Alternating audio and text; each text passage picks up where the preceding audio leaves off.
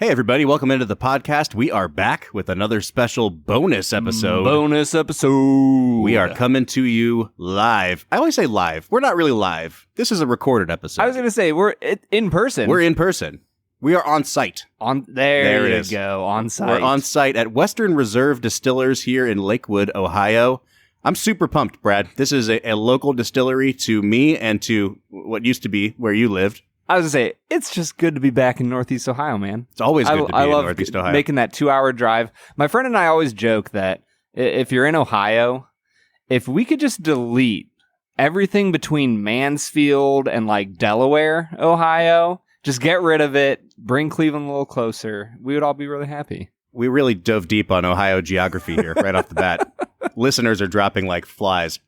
We're sitting here with our friend Scott Sauer, who's helping us with our new Real Crafted Barrel Pick program. And we're here to do a barrel pick today. We've got Adam Acuff here from Western Reserve. He's the director of operations here. I'm going to put Adam and Scott on the mic here. Adam, how are you today, man? I am great. How are you? I'm doing good, man. Scott, how are you feeling? 5 whiskeys. Can you do it? I think I could manage, wait, were we not supposed to have started already? Uh-oh. So, Brad, we have 5 barrel-proof samples of whiskey sitting in front of us. We cannot disclose where this whiskey is from. So it's from Western Reserve. It's Western Reserve Distillery, yeah. But this is a sourced whiskey. And, the thing I like about Western Reserve is that, we've just had a tour of the whole operation. They're making their own distillate. They've got pot stills. They've got column stills. They're producing some super high-quality stuff.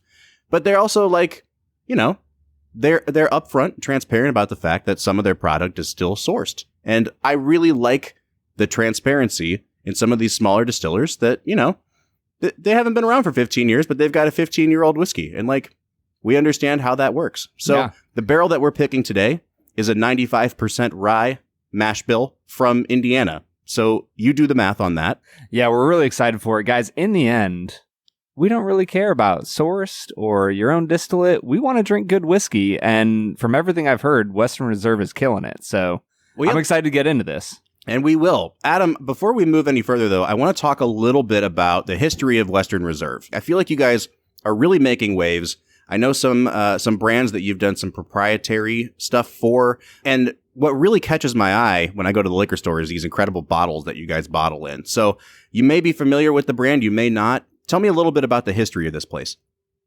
All right. So we have been around physically for just about 4 years now. We started making whiskey long before that. We were going to go in the organic direction. So we are the only organic distillery here in Ohio and one of a handful in the nation. So about 5 years prior to us starting our build out here, we knew we were going to do this. We made some whiskey up on Koval stills in Chicago. So we were able to get whiskey racked, age it out, have it fully mature and ready by the time we opened this facility. So we did that, started shopping around for a location. We settled on what used to be the Friedrich & Sons Moving and Storage here in Lakewood. That gives us 4 floors of temperature-controlled aging. With that, we don't really adjust the temperature. What we do is we keep the barrels from going dormant in the winter. So just keep it above freezing so that there's a little bit of in and out with the wood. We've barely scratched the surface on our capacity at this point. It will take decades to fill this place at the rate that we're going. One of the hardest things about being a younger distillery is getting to some of the older whiskey. The tendency is always to sell it as soon as we're able to, and we've been in a good position that we have that demand. So when our whiskey gets mature, usually we're out of it. And then we have the next batch coming. It just takes a while to achieve old stock. Mm-hmm. So we are making a full line of distillates here. We make 2 types of vodka, a corn and a spelt. We make 2 types of gin as well, corn and a spelt. We make a rum. Most recently, we've gotten into agave spirits as well. We have about 4 different mash bills of whiskey that we're making, and probably add to that a little bit as well. We make 100% wheat whiskey. We make a wheated bourbon. We make a high rye bourbon. We make a rye, and then we also make a couple others that we're playing around with right now. So you always got to have a few, toys in the chest that you're waiting to pull out, right? Yeah, constantly working on something or other. Again, all certified organic, everything that passes through our stills. So how many current expressions of whiskey are you guys selling right now? I mean, I'm looking at the sheet you gave me. It's over a dozen, I think. Yeah, I think we've got 13 right now. Wow. But a couple of those are very difficult to find. So if you can find, for example, the 12-year Kentucky, we can't. Go ahead and pick that up. You let it loose and it hasn't returned yet, has it? That's actually true with the 15 and the 14 right now, too. We just sold out of 14 here at the distillery over the weekend.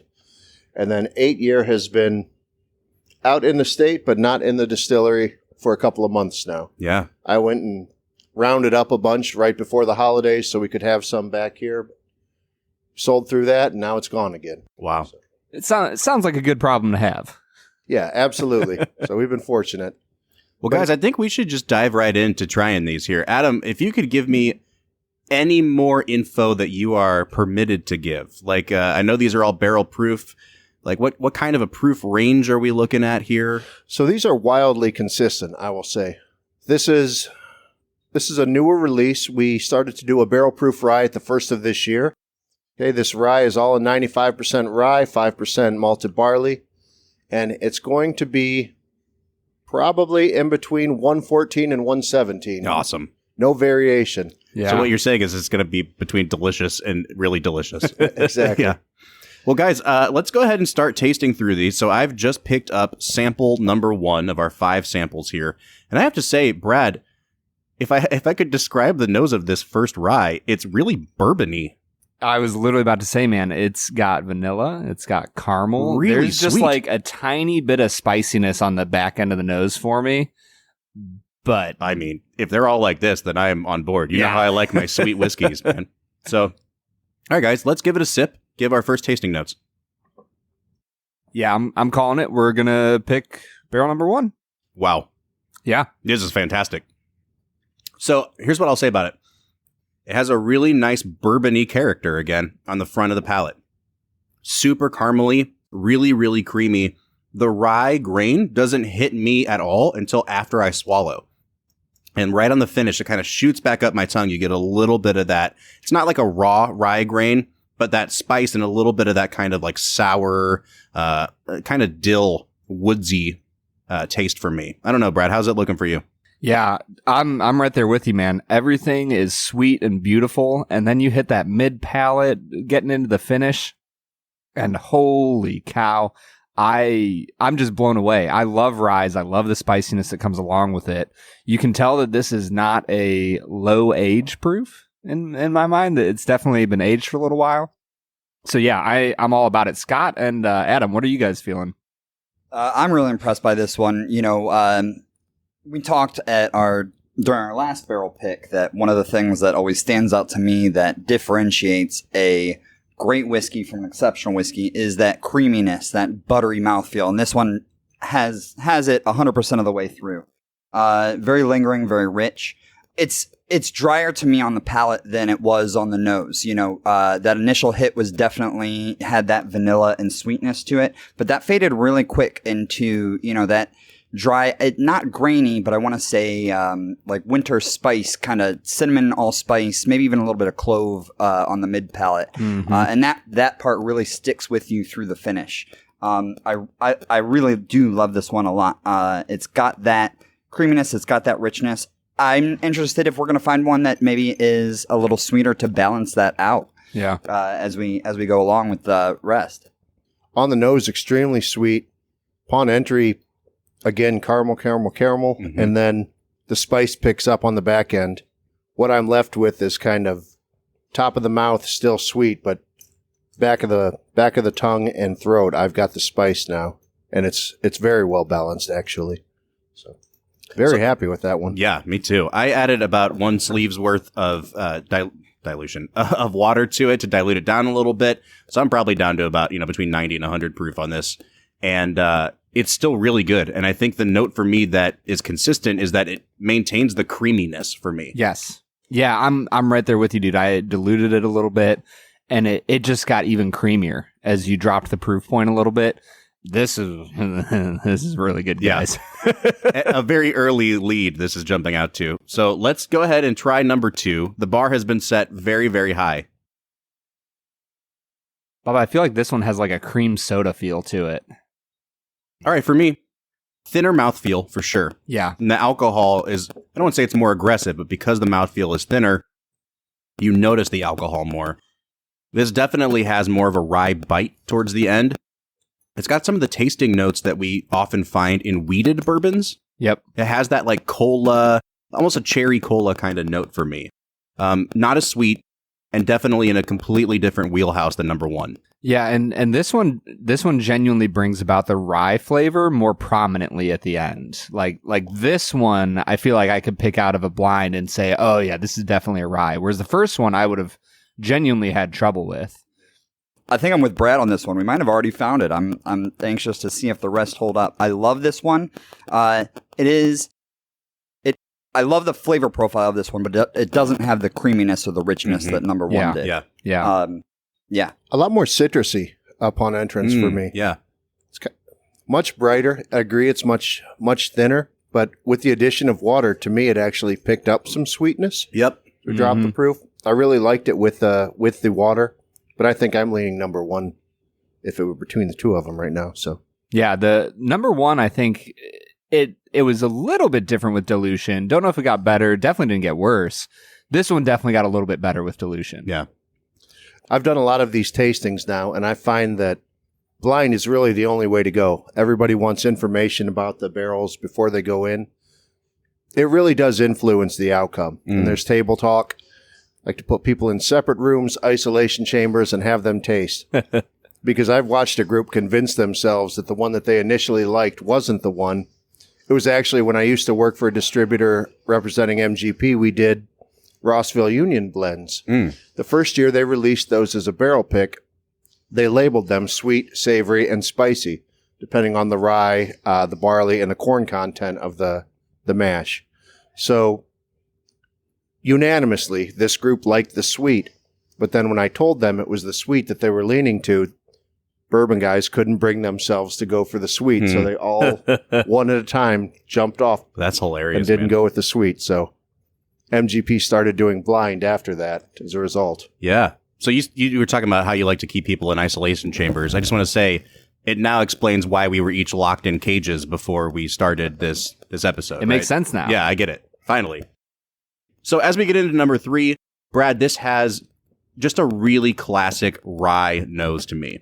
Yeah, for me, it's got all of those nice rye spices. I almost got a little bit of like an oatmeal cookie to it. It had a little bit of that oatmeal-y grain. Like a cinnamon apple kind of thing. I get that a little bit. It reminds me, we had a rye about a year ago with Chris Blattner from Union Horse. Dude. This reminds me a lot of that on the nose. It's got a little bit of like a dustiness to it as well. The Sting, wasn't it? Yep. Yeah. Chicago Sting was the name of the barrel that they picked. This might be a contender. Now, this is a rye. This is a rye. This is a rye, man. Ooh. Now, this is where Brad and I differ on ryes, because Brad loves a very rye-forward rye. And I'm like, yeah, why don't you mask my rye Which in is bourbon wild, notes? because I actually hate rye bread. Oh, that's funny. Not a fan at all, but I love rye-forward ryes. This one's just, I mean, again, kind of a thinner mouthfeel. It's got a salted caramel thing to me. After I swallow, like the saline notes really come out for me. And it's a very kind of prickly mouthfeel. So again, it's like, it's that short, aggressive burst that you kind of get from rye on the palate. And I really like it. I don't know, where are you guys falling on this? I'm getting like a soft peppercorn kind of note to it. Yeah. Like, you definitely, I agree 100% with that Sting. This is 100% the lead for me right now. It's big, it's bold, it's got that spice, that intensity that I always love. It definitely does not have the sweetness to it that number 1 did. And I'll also say it's maybe not quite as complex. This one, number 1 had layers to it. This one is pretty much, rye and spice through and through. I love that style. So, but yeah, this is a great whiskey. Yeah, quintessential rye. If you were going to describe what rye tasted like to somebody, this is your object lesson right here. It is spicy, a little bit more savory, and sharp. All right, so Scott, you said this is your leader so far. Let me ask you, like, if you had to describe, just again in detail, the difference between 1 and 3. Okay, so right now, 1 to me had cream soda for days, lots of vanilla, a little bit of spice, and it was incredibly buttery and very complex. I loved that, you didn't taste one note through and through, but it developed on the palate. It started sweet and faded with the spices. Number 3 to me is your quintessential big, bold rye whiskey. It has that deep stone fruit and lots of spice to it, very sharp, but still very lingering. I think 3 barely takes the edge for me as far as my personal palate. With that being said, 1 is probably the higher quality whiskey. I agree with that. As far as a tasting goes. Yeah. Well, and this was kind of something that we were struggling with our first barrel pick, which was, I think, number 1 and number 4 were the ones, or 1 and 3. It was 1 and 3. Yeah. And, and number 1 was like the crowd pleaser. And number 3 was this has some really distinct character to it. And I think this one is definitely the crowd pleaser here again, not because it's a quintessential rye. 3 is the quintessential rye, but this, I think 1 appeals to a broader swath of people. Yeah. I agree with that 100%. Yeah. 1 is definitely sweeter, it's richer, although 3 is the rye of the group for sure. Mm-hmm. And I mixed these up a little bit for the tasting, but I will say that those two were right next to each other when we got them. So yep. Wow. Now, I will say again, like diluting it a little bit, adding a sleeve of water here, brought some sweetness out that wasn't there at barrel proof. There's a lot of vanilla on this for me. It's still not bourbon-y, but there's definitely some like vanilla bean on this. Yeah, a little bit. For me, I think number 1 stood up a little bit better to dilution than 3 did. And I honestly, I think that would be for me why I think I'm still sticking with 1 a little bit, even though my heart is saying, like, if we're going to pick a rye, like, let's pick that's a the thing I'm frickin' struggling rye. with is, like, I've never had a 95% rye mash bill taste so much like bourbon. Yeah. Like, it definitely doesn't have a strong rye character to it. I don't know, Adam, I see you kind of chomping at the bit over here. What do you think? I was going to agree that with the water, I thought number 1 stood up a little bit better just because it's thicker. It's richer all the way through. Mm-hmm. I don't know. Maybe this is an introductory rye for people if you're looking at number 1. Yeah, I'm really glad that you said thicker. The mouthfeel on 1 has just blown me away compared to 2 and 3. But we should probably get into 4 at some point. Yeah, let's put that debate on the back burner for a minute. When I nose 4, it's almost back into the realm of number 1. Like, it really leans back into the bourbon-y. It's got a little bit more like bright, fruity notes for me. It's some really strong apple here, like red delicious apple. It's not as dark. I imagine this is not going to be quite as viscous and rich as number 1, but let's give it a taste and see. My suspicions are confirmed. Really good. Really creamy. Again, the rye notes don't come out until the finish for me, but this is kind of like the light beer version of number 1. Yeah. I don't even think I'm going to say much more than that. I'm with you, dude. Yeah, it definitely. I think that's a good way of putting it. Adam just said that it's a hybrid. It really kind of hits that balance between what we loved about number 1 and what we loved about number 3. Not necessarily in a bad way or a good way. It's just kind of in the middle there. Yeah. Yeah. Listen, I just added some water to this, and it immediately changed the nose to the Willet Funk. That was going to be the next thing I said. This is like something I'm famous for saying, apparently, on our podcast. But this really does take on that dusty, musty quality of Willet stuff. Mint for sure. Yeah, the mint comes out. You're right. Once you add that little bit of water, the flavor profile really changes. And it's almost like you just crushed a little bit of mint for a drink. Mm-hmm. And it's like you can just like smell it on your fingers a little bit, you know? Here's the thing. All 4 of these barrels have been absolutely fantastic. And I don't know that I was expecting them all to be quite at this level of goodness, quite honestly. Can we pick all 4 and the 5th maybe? But I will also say, like, if I'm being frank about it, 4 is not the flavor profile I'm going for. I don't know if that that sits with you guys the same way, but like this would be the first one so far that I would probably like pass on. So I'm in agreement on it. And honestly, at this point, I feel like our first barrel pick felt like it was in that unique you got to at least try it once, right? Yeah. And so that's why for me, I feel I'm still feeling number one, guys. But we have a fifth one to try. We do. Yeah, once again, I feel like this one is kind of falling in the middle of like a 1 and 3. Yeah. It's got some of those bourbon-y characteristics to it, but they're more muted this time around.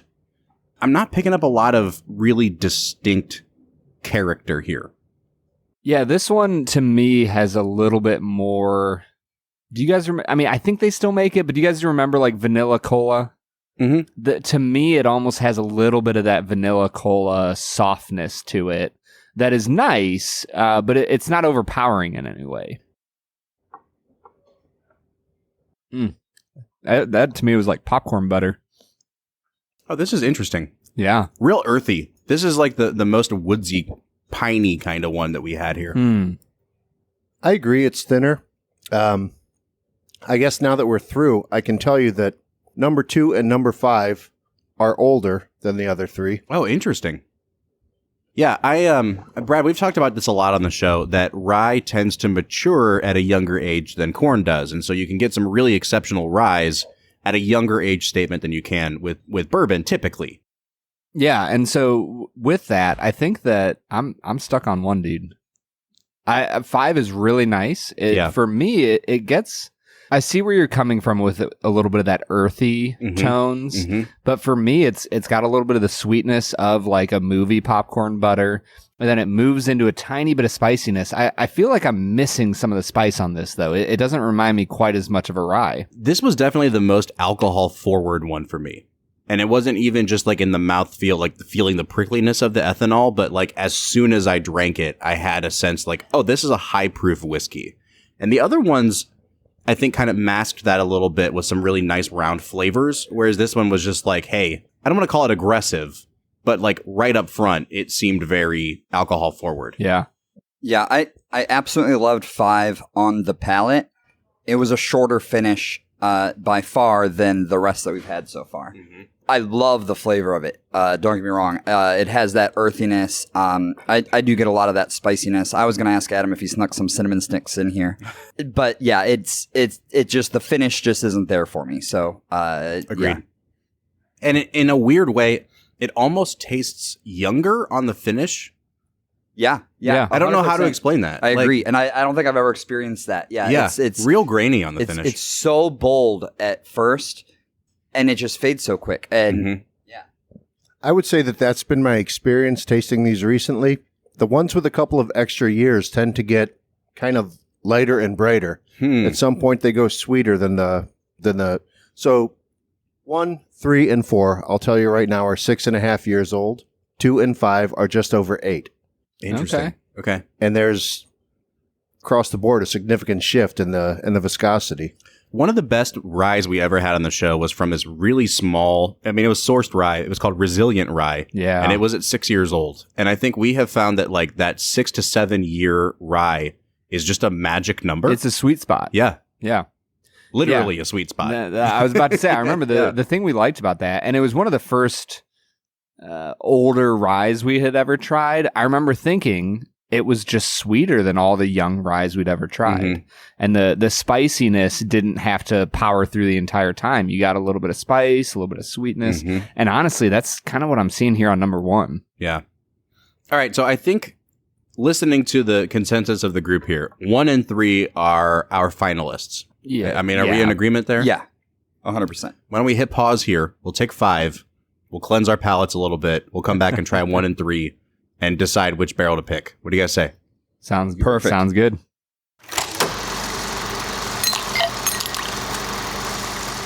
All right, everybody, we're back. We are just caught, deadlocked in this battle between number 1 and number 3. Scott has been trying to convince us to give him fun names. I pronounced Tom and Jerry. Yeah. Oh, there we go. I think that's a good one. They really are playing cat and mouse with each other. Number 1 is Tom. Number 3 is Jerry. All right, let's do it. Brad, Brad, is the mouse Tom? No, it's a tomcat. So Tom is the cat, right? Yeah, Jerry is Yeah, the mouse. let's call number 1 Jerry. I like the mouse better. So we're going in reverse order. Yes. Okay, so why don't we do this? We'll try number 3 again first. No, Bob. It's called Tom. What? Oh, yeah, I'm sorry. We're trying Tom first, number 3. because we went in the opposite order the first time around. I want to give number 3 a real shake here and a fair chance. So we've re-poured Tom. Guys, what do you think about this one? First off, I think it's a great name. I mean, just... I will say this, like, it has a lot more bourbon-y character to it than we gave it credit for the first time around. I think because coming off of number 1, that one was so bourbon heavy. This one really has a lot of nice, deep baking spice and caramel notes on the nose for me. For me, I almost got a little bit of a floral lilt to it on the nose. Man, Bob, it's just really nice. I want to pick them both. I do too. We could probably move them both. We might be able to. That's why Scott's here. That's the only real question. I agree. Tasting it fresh off the break, the kind of bourbon characteristics jump out a lot more than they did when we tasted them in line last time. I'm really enjoying this.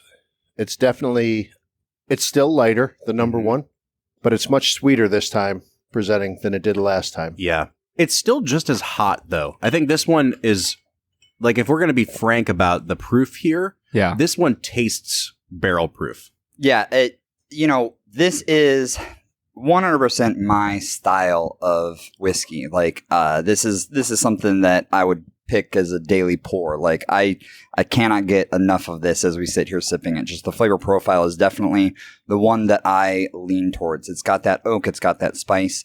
The second approach is a little more balanced to me. I agree with everybody else as well, coming off of it fresh. It does have a little bit more of that sweetness to it. And it's pretty bold. It's lingering. The only thing that I can fault this one for, and it's not really a fault because, again, it's my personal favorite profile, is that it is one-dimensional. I will say it doesn't really, it tastes good all the way through. But it's not super complex. It doesn't change on the palate very much. It's pretty constant. Doing a barrel pick is like the ultimate whiskey version of FOMO. I am so terrified of missing out on number 3 if we choose number 1. Yeah. But at the same time, I'm really terrified of missing out on number, it's really hard, man. Well, let this be comfort to you then, because I just nosed number 1. And immediately was like, all right, this is this is the winner here. Adam, go ahead. You're chomping So a bit. statistically speaking here, we're looking at now we've introduced proof and a little bit more age and information to the mix. Number 1 is the highest in alcohol. And it's, I guess, significant in this tasting. It's a few proofs higher. Certainly doesn't taste it. Here's the crazy thing about 1, tasting it after 3.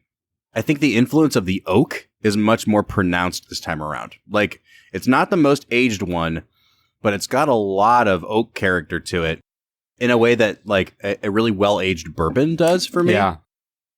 Not as sweet this time around for me. Yeah, it's definitely not quite as sweet, and I definitely notice the rye influence a little bit less. I think that number 3 definitely, because it has that heavier rye flavor to it, that little bit of spiciness, I definitely hit the spice notes less on number 1 this time. I almost feel like the first time around, we were picking this barrel as if we were picking a bourbon. And number 1, like I added some water to it. It stands up as a really good bourbon that is made from a 95% rye mash bill. Which that alone might make it worth picking, right? This time around, I'm almost leaning towards 3. I think I'm leaning towards 3 too, man. I don't know. I want to hear some tiebreaker votes here, though, from Adam and Scott. This is so funny because I feel like everybody flip-flopped on this one. Yeah. I really like 1. It's funny. I said 3 the first time around.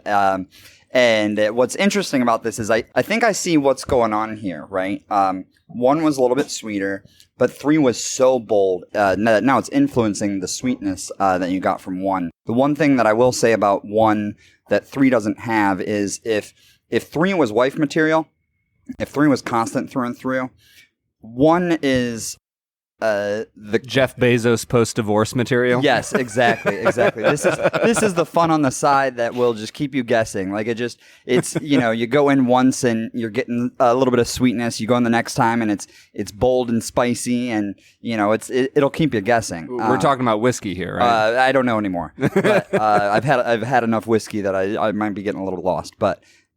One just has the complexity that is just wowing to me, and that's my thoughts on that. Adam, where are you at? I think 1 has the universal appeal that 3 does not. Yeah. I really enjoy 3, but I think 1's the crowd pleaser here. Even just taking another sip of 1 here, it's just a damn good whiskey. Yeah.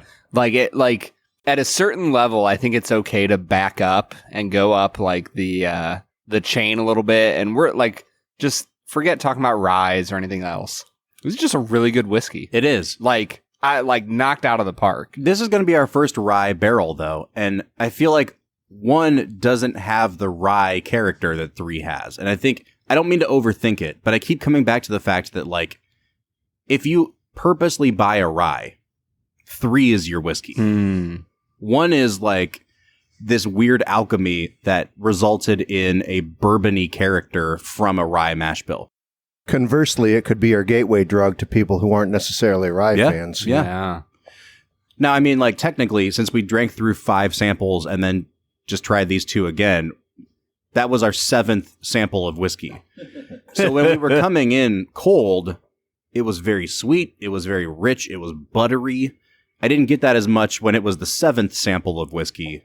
But hopefully no one's trying this as their 7th pour of whiskey of the night. You better not be. Yeah. I agree with Scott in that it's about context. We had just tried 3, which remains the quintessential rye. Yeah. And therefore, the oak seemed more prevalent in 1. Mm-hmm. So reverse the order again. I'll bet 1 would have been the winner for everyone the second time around. All right, let's tally it up here. I want to hear Scott and Adam and Brad. Which barrel are we picking here? Does anybody have a coin? Ooh, I didn't bring the coin of destiny. Oh, you really should have. I need to start bringing it on these picks. I gotta go with 1. I gotta go with 1 this time around. I agree. 1. Mm-hmm. Yeah, I think I'm on 1, Bob. I am so close to 3 because I love ryes. I love classic ryes. For me, 3 is what I want from our first rye barrel pick. Yeah. But I think, as in the Dark Knight Rye or the Dark Knight, this is the barrel we need, Bob. This is the one we deserve.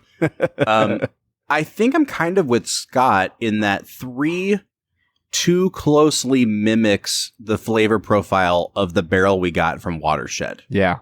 And again, I'm overthinking this because no one's out there like measuring the, are they too one note in the barrels they're picking? But if there was ever a group of people out there that started like doing deep dives on the film and whiskey real crafted barrel picks, then more power to you. We need to start a subreddit. But you need to just stop saying that you're overthinking these things, Bob. We all know it. You always overthink It's things. implied. It's assumed. I will say, though, I think 1's the crowd pleaser. 1 was definitely the most complex one. Yeah. It was the richest. It was the thickest mouthfeel, really buttery. And most people, when they're going to drink some whiskey, they're not going to drink 4 whiskeys in a night. They're going to grab one and have a few drinks of it and be done. So I think 1's the winner. This has been so tough. We're flip-flopping more than a group of politicians. This is supposed to be a whiskey tasting.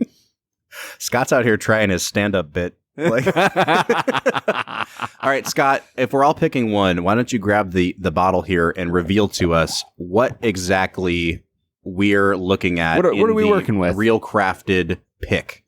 All right, so this is a 6-year, not direct sister barrels, but only 2 barrel numbers apart from number 3. Mm-hmm. So this is a testament, and we realized this at the last barrel pick, at just how much the slightest difference, it could be the same dump date, same fill date, end up at the same distillery, 20 feet apart from each other. And yet be vastly different. And you'll still get wildly different whiskeys at the end. Yep. 62.18%. Adam, do you have more details as far as like char level and that sort of? These are all char level number 3. They're your standard 95% rye. Yeah. That you're going to find out there. It's worth noting that Scott's the only one that used his spit cup here. I think it's hitting all of us at the same time here, too. Yeah. So after 5 samples of barrel-proof whiskey, I think we're in a good spot here to call it a day. Oh, I'm in a great spot, Bob. We're picking barrel number 1. And so we've got the first real crafted rye on board. Brad, does this meet your lofty standards for rye?